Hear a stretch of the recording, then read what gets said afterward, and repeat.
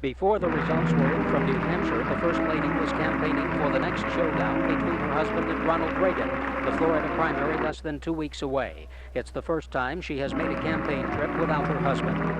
One of Mrs. Ford's first appearances was at this non-political rally in Jacksonville. It had a patriotic theme, Stand Up for America.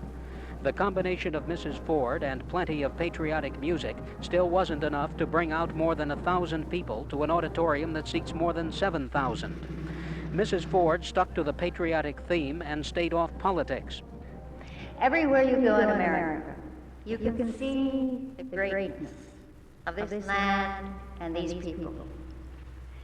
We see Americans who care about each other.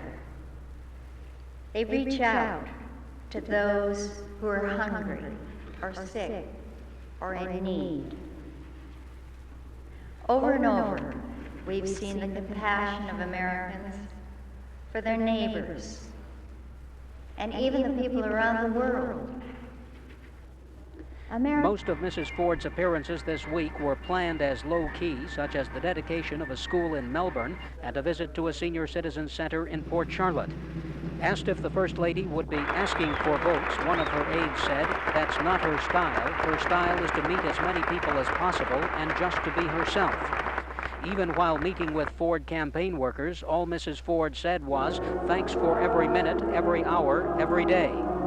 Mrs. Ford will join her husband on Saturday when the president comes to Florida for his second and perhaps final visit of the campaign prior to the Florida primary. By then, the First Lady hopes to have charmed more than a few voters to cast ballots for Ford instead of Reagan in what both candidates regard as a significant test of popularity.